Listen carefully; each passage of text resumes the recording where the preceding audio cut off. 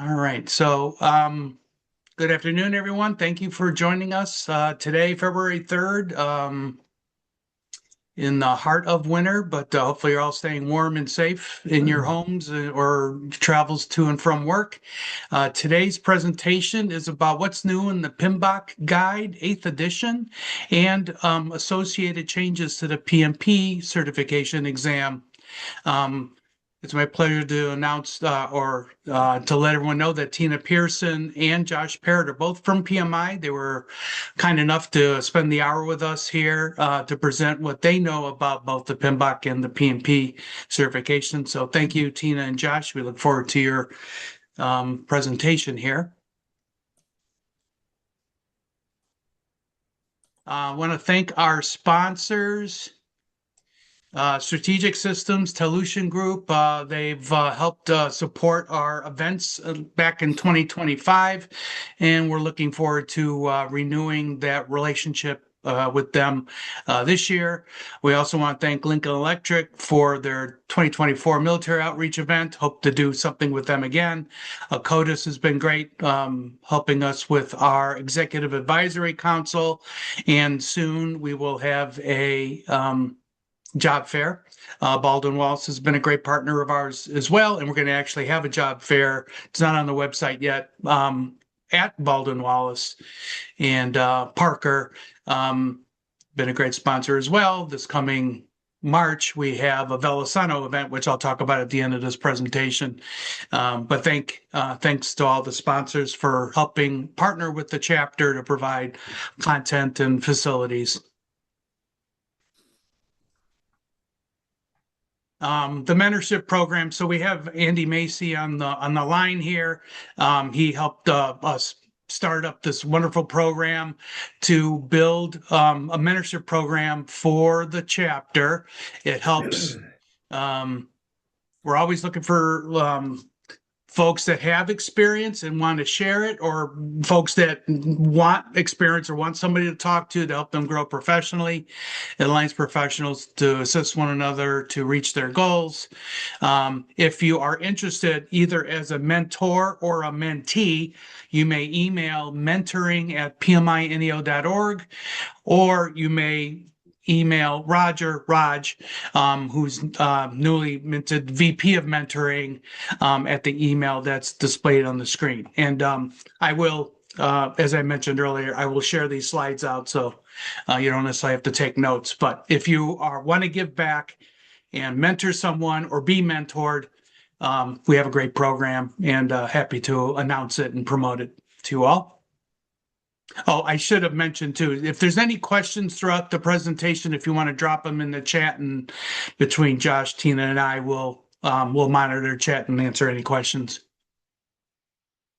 Without further ado, I want to introduce our two speakers. Tina Pearson, Product Portfolio Specialist.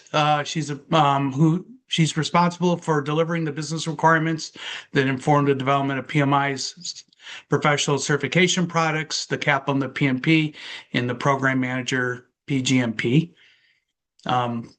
Also, Josh is product manager, spent 15 years in higher education before joining PMI 5 years ago.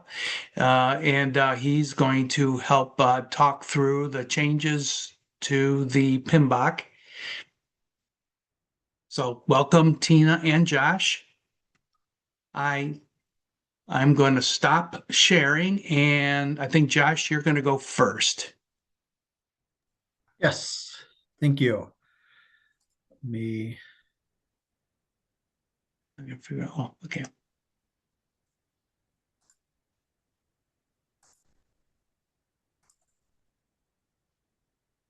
Okay, I think that you should be viewing the content here, the slides. Yep. Thanks for the thumbs up. Awesome. So thank you so much for inviting us, Joe. It's been an interesting morning for me. I actually woke up early and presented to the Ministry of the Interior and the UAE bright and early, followed that with an IBM Global. And now I feel wrapping up kind of my afternoon here on presentations with what feels like a local group. I live just outside of Cincinnati, Ohio, myself, in Northern Kentucky, and seeing some of the familiar cities there Great. And thanks for having us. And we're excited to work with you today. So Tina and I are going to split our time. I'm going to talk about what's new with Pmbok. Tina's going to jump in and talk about the PMP exam and what's coming with the new PMP exam. As Joe had mentioned, I have been with PMI for about 4.5 years. I joined the company actually the month that the seventh edition launched, covering the Pmbok guide, and that's pretty much my day in and day out. There's some other products that I cover on the learning team, but I pretty much live Pmbok day in and day out, and excited to get to talk to you about what's new with the eighth edition. So when you may have seen some of these taglines that have hit. So when we talk about Pmbok being the most, the eighth edition, the most data-driven edition that we've ever put out and really developed for the community and by the community, we really mean it. And so before we jump in and kind of talk about the content plan and what went into the update, it's important to understand how we got there. And so, since I joined PMI in 2021, leading up until we started work on kicking off the eighth edition, we had been developing and collecting, anecdotal type feedback with the launch of the seventh. And then we had some really dedicated research before we kicked off development with a multi-phased approach where we had 21 participants at a global level participate in 2-day asynchronous chats where we talked to him about, how has their job changed? What are they doing? What is the job? How do you use the Pmbok? What do you need out of the Pmbok guide to really help us kind of confirm what we thought we had been hearing so far? And then we said, okay, we've got these set of learnings to work from. Now we need to validate it at scale. So we put out a large global survey that had a little over 3,400 results, generating about 48,000 data points. And we'll talk about some of them key points as we progress through the presentation today. And that gave us the baseline of the insight as we started working on developing the new content. And then content development is very much an iterative process. And so there's a member of a 12 development review team and 12 reviewers who are on the project team that are anonymous from each other. And all throughout development, they are crafting content, getting review, crafting content, getting review before we put it out for 2 rounds of public exposure. So opened up the entire document, the first round, so the standard and the guide, and then a second round where we opened up just the standard and had about 12,000 comments from the community. And the dev team goes through every single comment, reviews, and decides how they're going to treat that, whether they're going to incorporate it, whether they reject it, defer it. And then with the ANSI designated public exposure period, we follow up to every single commenter. So some of you may have participated in that and received some follow up. This great participation from the community, along with dedicated research, set the ground for how we went into developing the material. And so, as we get into the eighth edition, it's important to talk about how we determine what we're going to update in the eighth. It was important to understand where we're coming from and when the couple editions prior. So the sixth edition had been, building upon the legacy framework for how the Pmbok guide was organized, a standard around process groups and a body of knowledge around knowledge areas. And this had been the similar approach for several editions prior. Community feedback started to indicate that this was maybe getting a little bit too dense, too difficult to read. It was becoming really, really thick. It was a big book and fairly repetitive. And so if you're familiar with the sixth edition, tools, techniques, descriptions repeated themselves continuously throughout. And it was also, the market was telling us that it's tending to be a little bit too prescriptive and lacked adaptive ways of working and could use more on mindset. And that drove the update with the seventh edition. And so the seventh edition made this big shift to a principles-based approach. So a standard organized around principles, a guide organized around demonstrating behavior. So very mindset oriented, guiding behavior, informing behavior, how to demonstrate behavior. And the community said this is a good first pass, but it lacks the how-to, and it was void of technical ways of working and process around, well, how do we actually do the job besides just how we shape our mindset? And it was becoming a little bit down a path where it just assumed that you had a level of project management experience. And so it became a little bit less applicable for junior level project managers and for the academic community to teach from. And so that feedback is what drove our research plan leading into the eighth. and created this blended approach where the community said that mindset and behavior can exist alongside process and the how to. And that was the foundation that we had when we started organizing the content and crafting the content and constantly checked ourselves back against. And so we were always working from this validated research and feedback as a development team put pen to paper to craft the new material. And so we're going to go in and do a deeper dive and work through some of the key areas that have been updated. But the 8th edition now has a focus on maintaining a principles-based standard, but principles that are more streamlined and focused. Performance domains, instead of just demonstrating behavior, are very much about, well, performing the job and the tasks associated with the job, and more application oriented, more inclusive of all ways of working and including real life examples, and done in an agnostic way with evolved processes that are designed to be less linear, feel like they're less mandated, but they are available based upon how you're tailoring your project and what you need out of the course of managing your project. And then also very intentional to have no overlap. And so principles and performance domains should be unique. And so managing stakeholders shouldn't be also a principle and a domain. And so we were very intentional about that as well. So we're going to do a dive into the key features of the content, but here's kind of a snapshot of the organizing structure of both the standard and the guide, as well as a new appendix. And then we're going to work through talking about some of this here today. And this will all be included in the artifact that we provide as a follow-up as well. So first, let's take a look at the standard. So the introduction does a lot of laying the groundwork and the explanation of what we just covered around the what and the why of the changes. And one area we want to call attention to is updating of key terms and concepts. And so legacy definitions and terms that existed in editions prior, calling attention to a few with project, program, portfolio, project management, project success, and value.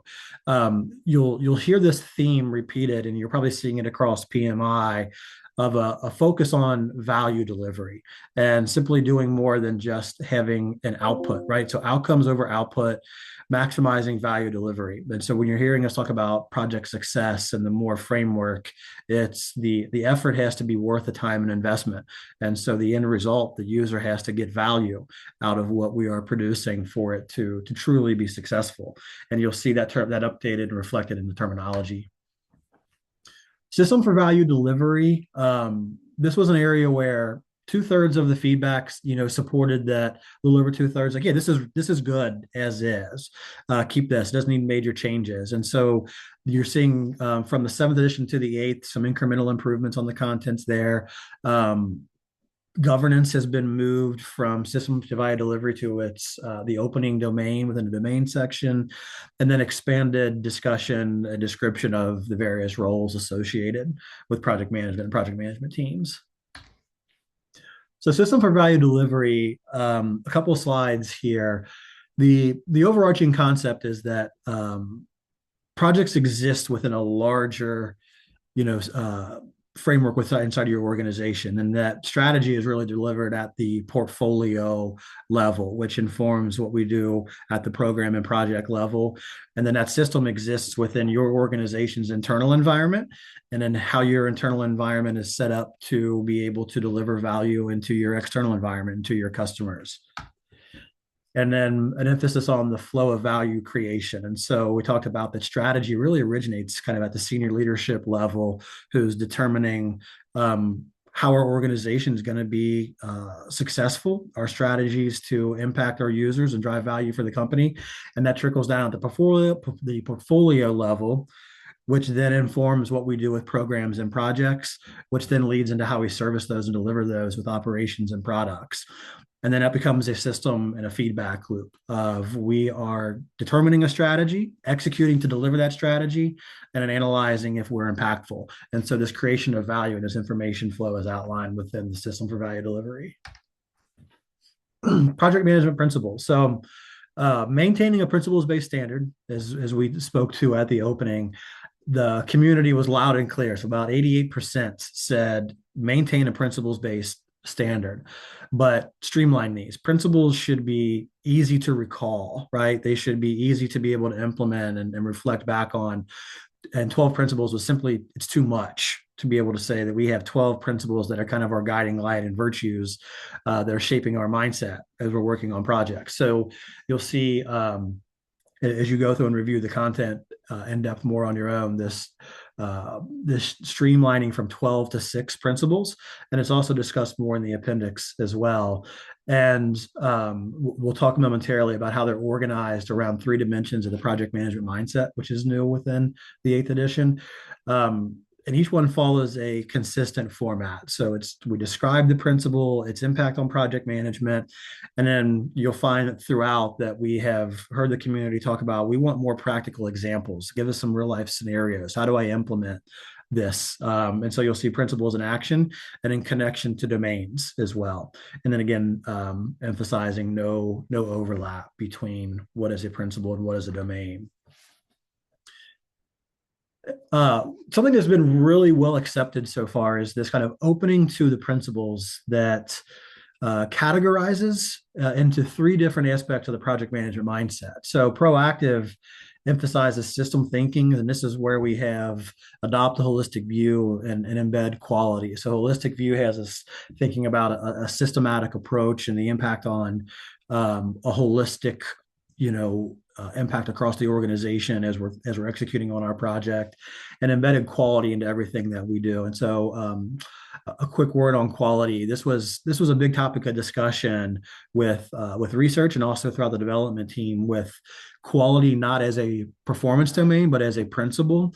And it's added as a principle because we wanted to level up its importance, and that quality isn't just a once and done thing that we're thinking about when we are defining our scope. It's something that we are constantly checking ourselves against in all aspects of the project.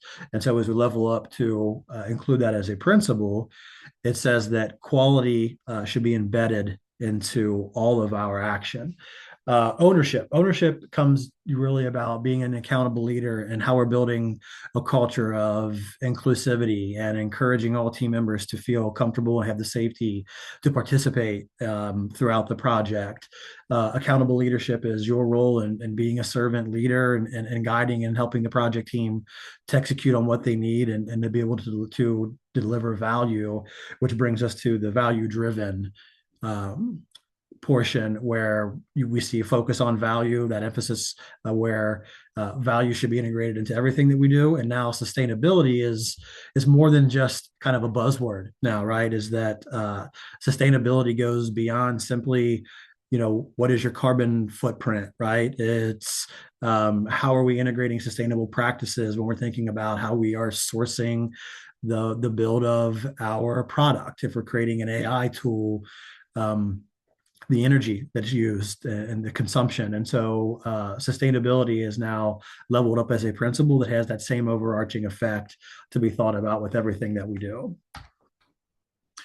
And then the last section within project life cycles, we want to call attention to the focus areas. 80% of the community said broaden and reintroduce a broadened approach to process groups. And so with the shift from 6 to 7, process groups went from an organizing framework of the standard down to mention in just a couple of paragraphs as one model that can be used in the 7th edition. But the community was kind of really loud and clear the entire time that says, no, every project is going to have a beginning and an end. It's going to require some level of planning and execution that has to be monitored and controlled. And this is agnostic, regardless of your approach. So bring that back, speak to it. And we did so, but we wanted to do it in an evolved way. And so rebranding as focus areas with an emphasis to kind of detach from what felt like a prescriptive and a process-driven approach for how the processes and the action that we execute within each of those process, each of these focus areas, which were the prior knowledge areas. So how does this relate to the guide? And so you may be familiar, you may not. The Pmbok guide is actually 2 documents bound in one. There is the standard for project management that carries the ANSI designation, and then there's the body of knowledge. We were very intentional with the update of the 8th edition to better show the relatedness of how the performance domains and executing ties back to principles. And so you'll find that as you work through both the standard and the guide. The introduction lays out similar to what we had talked about with the introduction for the standard, talks about the relationship to the standard, gives some overview as to the what and the why of the changes that took place with the eighth edition. And the biggest change in the PMBOK guide as a whole is what you're going to see within the project performance domains. And so in the prior edition, the seventh edition, it's transitioned to really about demonstrating behavior. And the community gave us, really clear feedback that says, bring back the how to. We need the technical ways of working and guidance on how work gets done. Uh, and so this is where we said, okay, the project performance domain should evolve into actually performing the job and what goes into performing the job.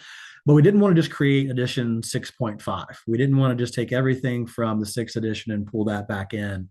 And so we kind of captured the essence of what was in the prior knowledge areas, but they've been modernized within these 7 performance domains of the eighth edition, with governance, scope, schedule, finance, stakeholders, resource, and risk. And you'll see a very similar structure across each domain that describes the domain, talks about the key concepts associated, and then the reintegration of processes. And we'll talk about those momentarily, tailoring considerations that gives more practical example, and then speaks to how the each domain has a relatedness to it and its interaction amongst domains. And then a check results portion that says, are we delivering value? Are we accomplishing what we set out to? And a check results section that lets you be able to have some metrics and evaluation against that. One thing that the community also said was bring back the process maps as you are pulling processes back in. This is kind of our cheat sheet. This is our project management on a page, right? For when we need quick reference. So you'll see that the process map is pulled back, 40 evolved processes, and we relate to focus areas to domains and how those processes are covered. And we'll get into talking about processes momentarily as well. And 40 newly evolved processes, we simply didn't just pull back the same 49 that were in the sixth edition. There is some carryover. There's some that are net new and some that have been revised. An important part with processes was that if we're going to do this in an agnostic way, it's important to understand that not every process is going to apply to every project. And it's not necessarily just a linear approach that we follow that says we go from 1 through 40 to complete and execute our project, that you have access to processes based upon what's needed within your project. And as you are tailoring, customizing your project based upon your needs, your organizational framework, the processes are there to be able to support you. So you'll see the reintegration of these IT2O graphics, where we speak about the inputs, tools, techniques that produce outputs on a given process. These are sample lists. They're pretty detailed, but we're saying that it's not completely exhaustive. They're illustrative, not completely exhaustive. Where you work in your organization may have your own processes and tools and techniques, but these were the most common that we had found to include in the eighth edition. And again, it's designed to have flexibility based upon what you need to deliver value in your project, and not necessarily a fully prescriptive approach, right? And so we don't necessarily say that when I am managing quality assurance, I follow this, 1 to n list of all of the inputs that I'm going to use all of these tools and techniques to create this output, right? It's designed with flexibility in mind. And so there's no data flow diagrams that says I have to do 1, 2, and 3 to get to 4, that they're designed to be used in a flexible way as you need the support and the reference. We talked about in the sixth edition how it was becoming a little dense and repetitive, and the descriptions of tools and techniques, for example, repeated themselves after every project with maybe a small little tweak with how it was presented. So we've changed how that's treated within the eighth edition. And so now that we have, it's not quite a glossary, it's a little bit broader and more in depth than a glossary. Maybe an appendix, I've heard people refer to it as, but they're dedicated chapters that keep the descriptions for the inputs, outputs, tools, and techniques.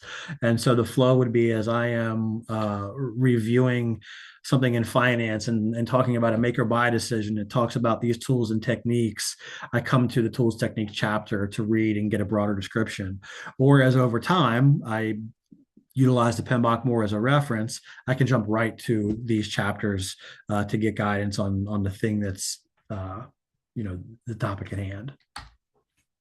The tailoring section was another one that was similar to system for value delivery, where the community said, this is well done. It's still valid and reliable. Keep this, make incremental improvements. So that's what we've done within the tailoring section, updated so that it's consistent with nomenclature and terms throughout the book, and it still follows that same consistent format. This 4-step approach of selecting your development approach, whether you're going to be following a predictive hybrid or an adaptive approach.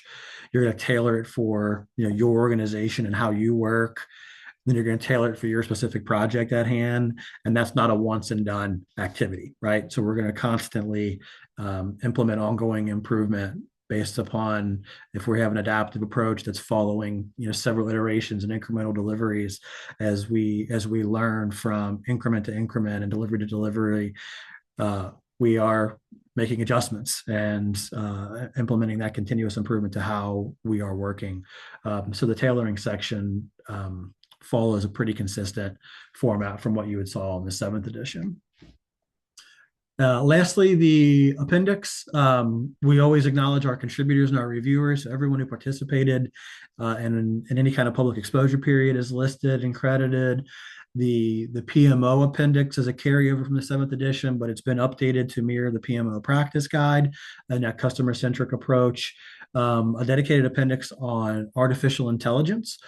This was an interesting one. So there's content from artificial intelligence that's integrated throughout the guide, but we also have a dedicated appendix that talks about ethical and responsible use, impacts on project management. And for me, and the development team was challenged with this as well, is anytime that you're talking about AI, you're talking about technology that may never be mature and is going to constantly evolve and grow. And so how do you speak to AI in something that becomes a book that's lasting and is valid across 5 or 6 years? So the approach that this takes, it's less about how we are going to use AI as it currently sits, but more about implications for the project management profession and an ethical and responsible use of AI. Lastly, the 2 topics left. Procurement was a big discussion throughout as well. And so we've had questions about why procurement wasn't handled as a performance domain and how it's been extracted and included as an appendix. And really the sentiment from the review team, from the development team, said that as a project team, we leverage procurement more than we personally do it, and it might not apply to every project. And so, how do we account for that? For the fact that I leverage procurement when I need to acquire additional resources, and so it wound up where procurement was. There's still the detailed coverage, but it's included as an appendix as opposed to its own performance domain with processes throughout. And then lastly, an appendix on the evolution of the Pmbok guide. So it gives some history and feedback over prior editions, and then it also does a deeper dive. You get a little bit of insight into the development team's thinking with the reduction, the streamlining of 12 to 6 principles. All that's covered in the evolution of the Pmbok guide.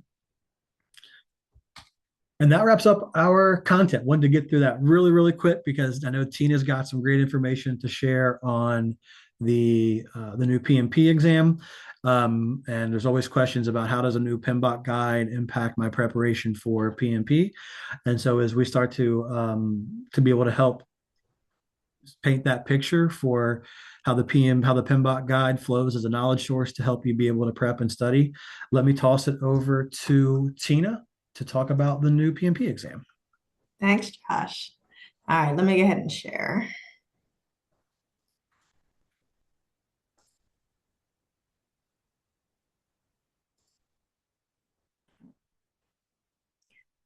My screens, I guess, are backwards. Let's hope this works. All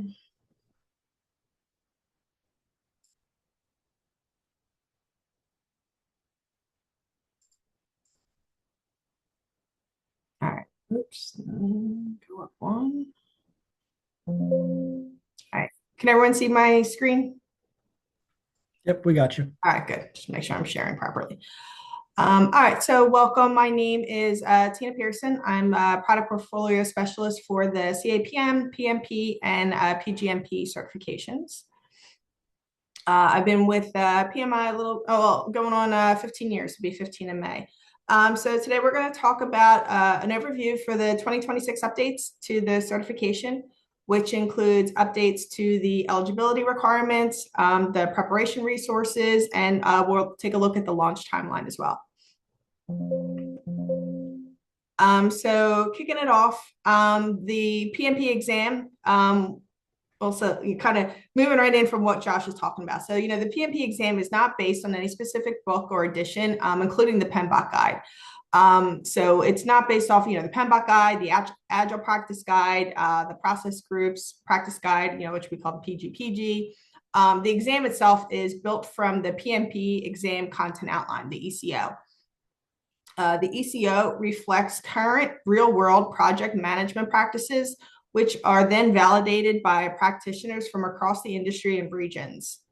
The PMP is written by project managers for project managers. So when any new or updated PMI publications are released, our exam content is reviewed to ensure consistency and alignment in terminology. However, the exam itself is developed independently of any individual publication. Candidates obviously may use the latest editions of all of our PMI publications as resources with the confidence that they align with the practices and terminologies reflected in the exam. This is actually just the first time, again, I've worked here 15 years. This is the first time we've updated them at the same time, both the Pmbok and the exam. So normally, like I said, because one is not dependent on the other, they don't always follow the same cycle when Pmbok and the certification get updated, because they're not dependent. We don't need to follow our same cadence. So let's talk a little bit about the PMP exam. We're going to talk about what's staying the same, what's shifting, and what's going to keep it in sync with how we're working today. So the exam itself, the three domains, the people, process, and business environment, they aren't going anywhere. But here's the shift. It's the business environment that's going to jump from 8 to 26% of the exam, which reflects how important it is in becoming part of that day-to-day of project management. In terms of project approaches, again, nothing changing fundamentally. It's just the weighting across those approaches that we have adjusted to capture where the profession is heading in terms of current practices. And then for eligibility, it remains 3 to 5 years experience of leading and managing projects. And then we did update the time frame required to be leading and managing. So when you're submitting the application, like we say, you have to be leading and managing currently within the last 8 years. So for the new exam, when that launches in July, we've extended that to say leading and managing exams within the past 10 years. So we've extended that requirement to go back 10 years, as well as remove the need for work experience to be consecutive.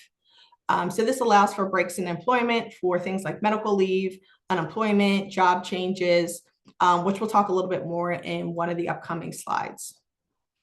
And for maintaining the certification, good news, no changes there. Still 60 PDUs over the 3-year cycle to keep in good standing, and the price will remain the same. So let's talk about some of the exciting updates to the PMP certification, how we're keeping pace with the ways the profession is evolving. So first up, the exam content outline, the ECO. We incorporated topics such as AI and sustainability into the ECO, 2 areas that we know are shaping how projects are delivered in today's world. Second, our updated job task analysis reflects some of the subtle shifts in how project professionals work, with greater emphasis on the business environment domain. And then eligibility is getting a refresh too.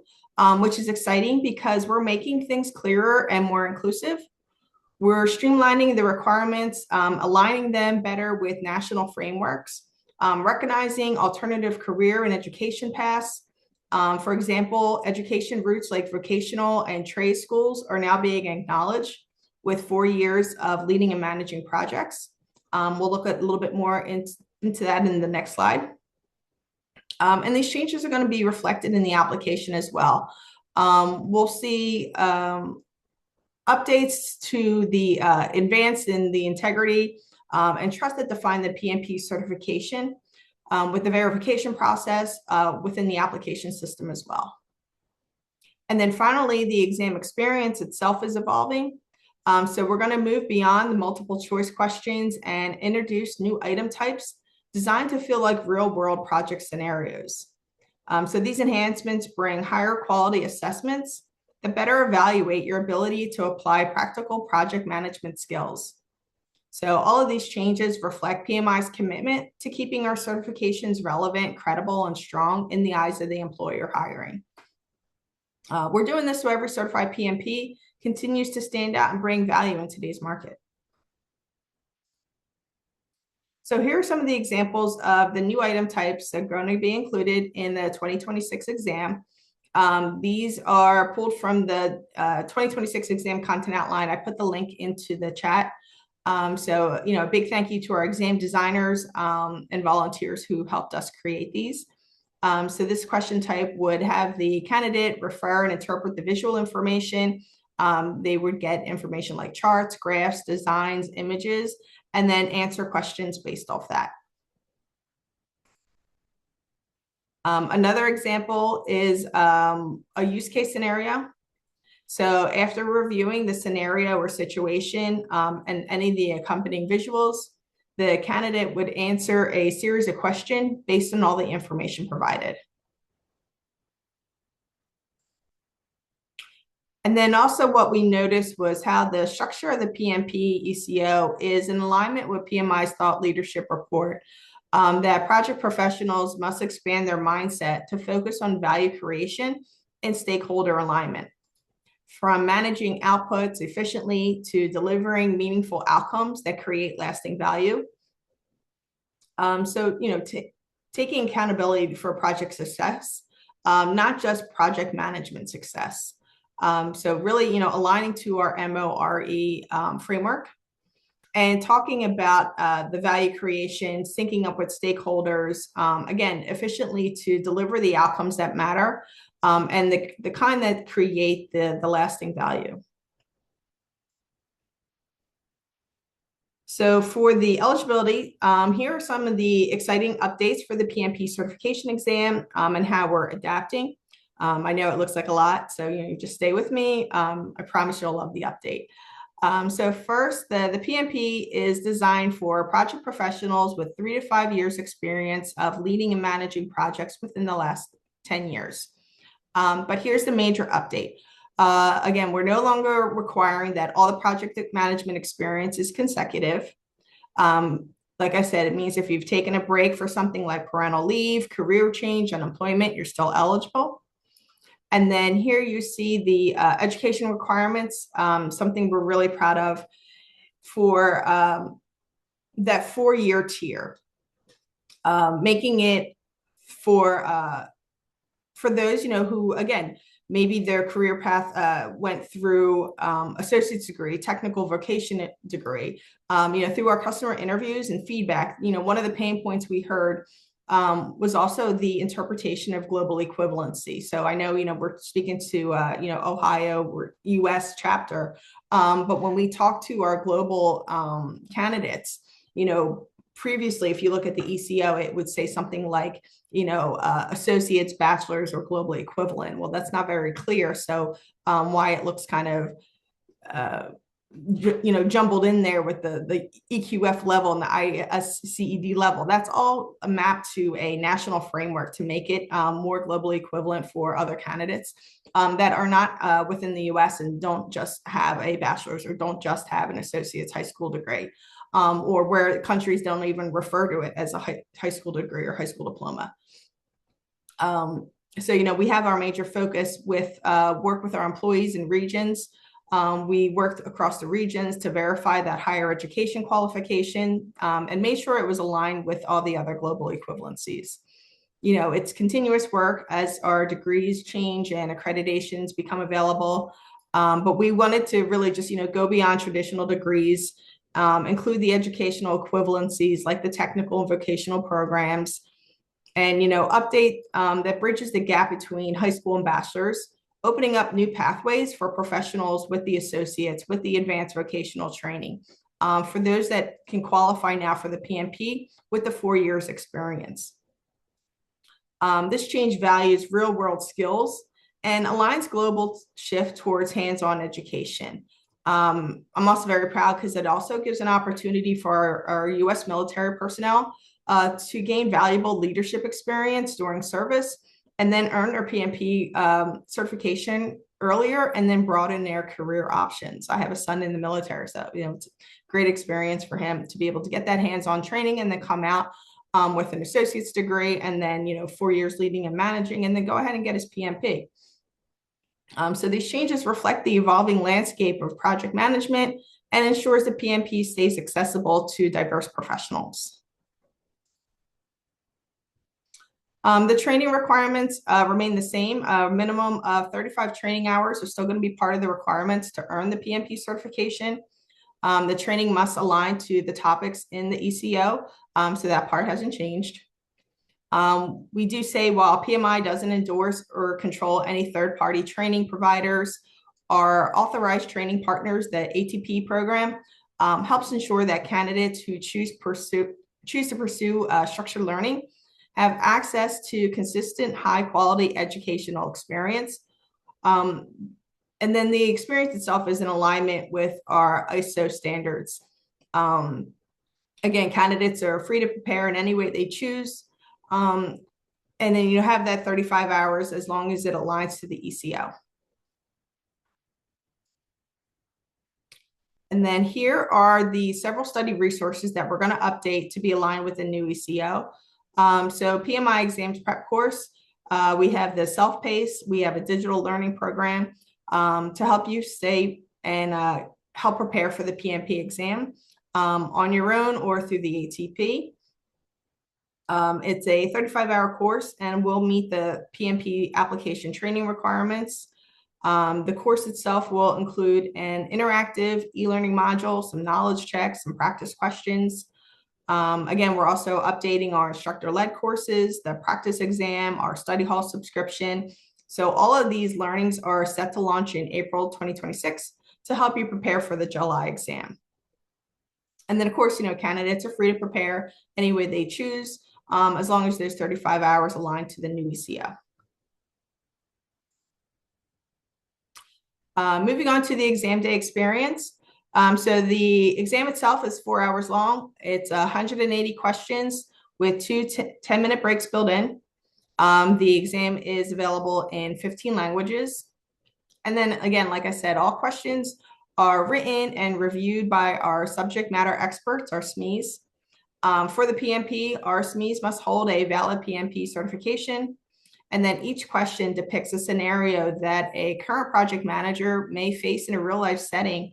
And then the questions are developed in conjunction with the exam content outline.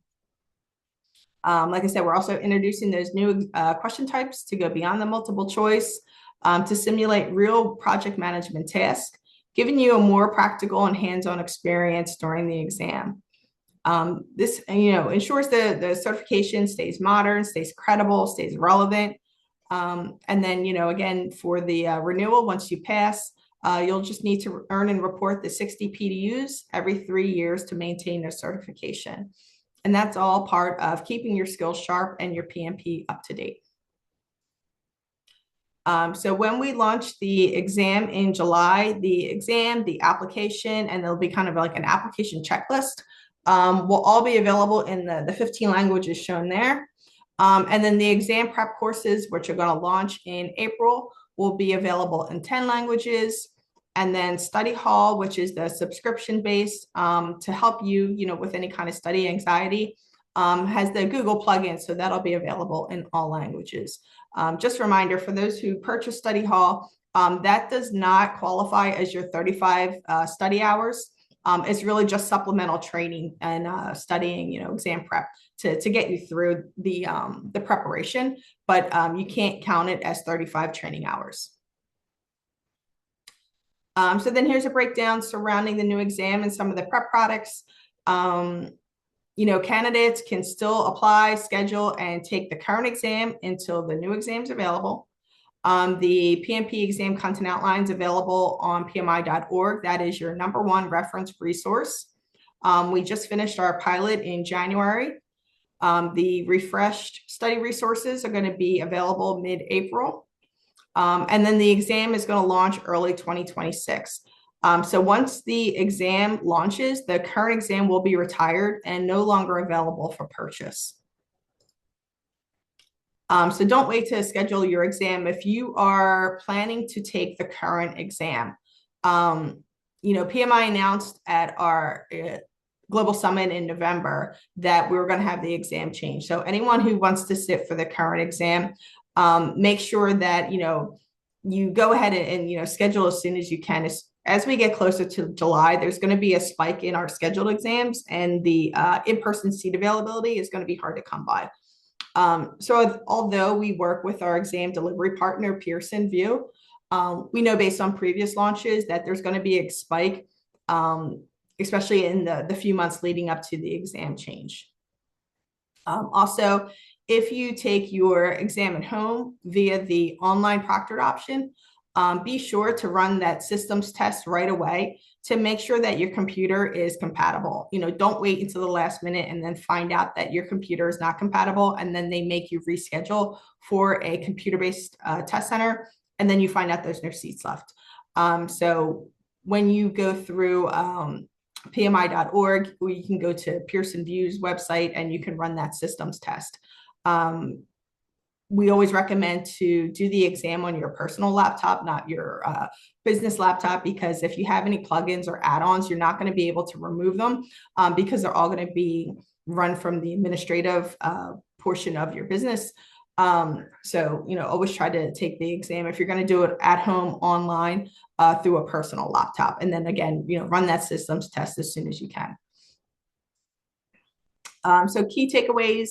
I hope the information was helpful to everyone. Just remember that the exam is available in July with the 15 languages. Until then, you can still apply, schedule, and take the current exam. Business as usual until the new version launches. If you're already preparing, you're on the right track. Testing before July 2026 means that your study materials and training are perfectly aligned with the current exam. Anyone planning to take the updated exam, make sure to review that ECO, which is available on pmi.org. And then be on the lookout for the refreshed study resources, which will be available in April 2026. So, make your plan, get started, and, take advantage of the opportunity to sit for the exam that fits your timeline. And that is it. We got 8 minutes left, trying to leave some time and go fast to make sure we leave times for questions. So let me stop sharing. Thank you, Josh and Tina. Does anybody have any questions you want to drop in the chat? Or if you want to raise your hand, you can ask. Raise your Zoom hand. So any questions out there?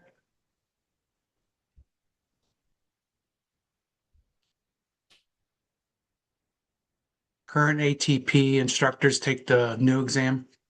No, so the new exam isn't going to launch until July. And anyone who has a PMP cannot take the exam again. So that's kind of the caveat. We always get that question from ATPs that want to sample the exam material. But if you are an ATP and you already have your PMP, which I assume most ATP instructors do, because I think that's kind of the prerequisite to being an ATP is you need to have it.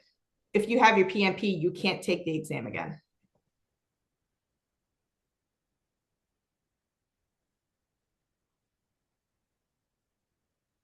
Great. And the bartender. Okay, good. So the time adjustment, I think, was like 10 minutes. I think right now we're at 3 minutes and 50, and now we go to 4 hours. So when we run the pilot, which we just completed in January, part of the pilot is testing the new exam questions and testing the time limit. So we are, we just wrapped that up, and we're going to look at the results of how everybody did during that pilot to see, were people skipping over those questions? Were they finding it, oh my God, within a time crunch that they felt like they were, opting out of certain questions because as they get closer to the 4 hour mark, maybe they were skipping some of those longer text-based questions versus the multiple choice. So those are all things that we look at before we build the final exam for July. So I don't think that time was really going to change past the 4 hours, but we may just adjust how many. If currently we have 5 case scenarios and we see that people weren't getting it through them in the 4 hours, maybe we adjust it to 4 case scenarios. So the timing itself won't change, but maybe we just adjust the types of questions that we include in the exam based off the pilot and how everybody did during the pilot.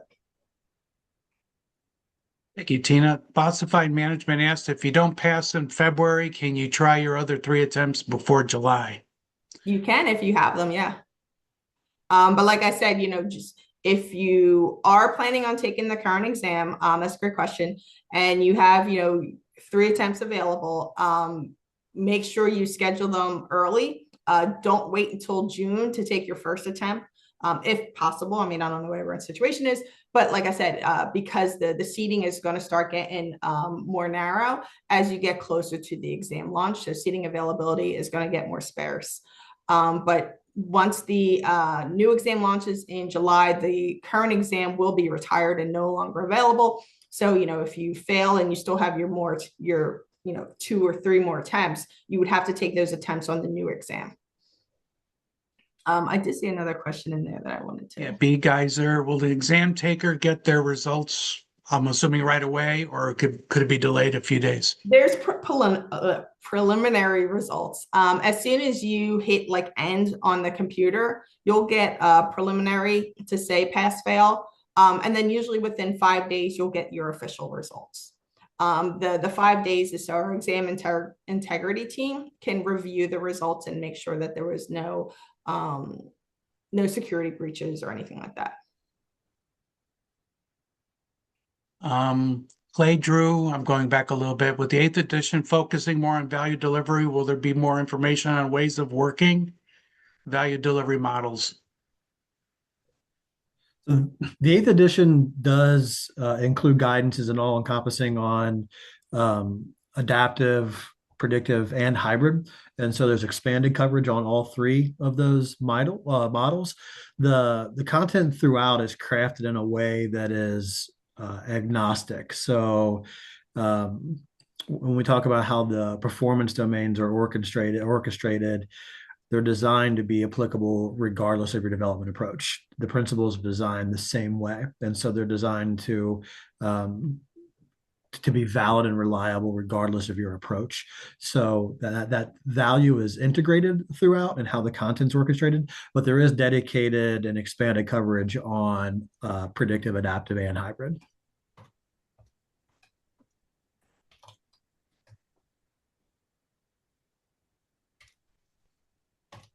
Okay, great. I think we'll hold on any more questions if you have. I'm going to see if I can share again. I don't have my share button anymore.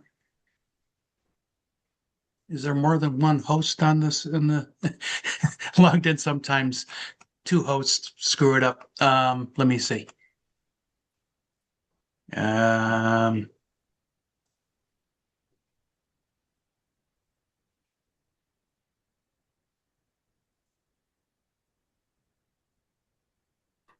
Tina, you released the share, didn't you?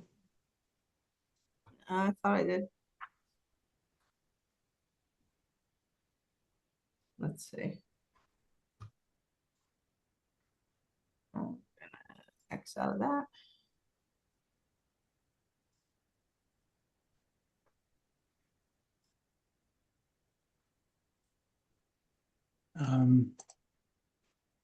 I think maybe I could take it over from here. I'm sorry. Okay. Well, thank you very much, Tina and Josh. If there's any other questions, folks on the call, after you get the email from me, you can shoot the questions to me and I can forward them to Tina and Josh for anything. For those of you that have a PMI certification credential, you may use this claim code. That first digit is a 00111 SAJTX9. I will email this to you as well. So if you don't want a screenshot or you could just wait for my email to claim it. Again, thank you very much, Tina and Josh, for a great presentation. Appreciate you spending the time with us today and preparing for this. And good luck to everyone here in the audience who's thinking about buying the new Pmbok or downloading the new one and thinking about certifications. Thanks. Real for having us. And real quick, actually, there's some commercials. We got like tons of programs for those of you want to go into more programs and events like this. We've got noon webinars, we got evening, we got a really cool thing at the art museum that we're going to do on April 15th that just got posted this morning. We have a whole bunch of social events. Great programs. We have the Velosano presentation in March. So please visit pmineo.org and check us out and sign up for as much as you'd like. Thanks again, everyone. Here's our preferred partners and other ways to get PDUs. Thanks, everyone, for joining today. I will be sending out the slides, the PDUs, the recording in an email this week or this weekend. Thank you very much, everyone. Have a wonderful day. Great. Thanks, everybody. Thank Thanks, everyone. you. Bye-bye. Bye. Thanks, Tina and Josh. Thanks, everyone.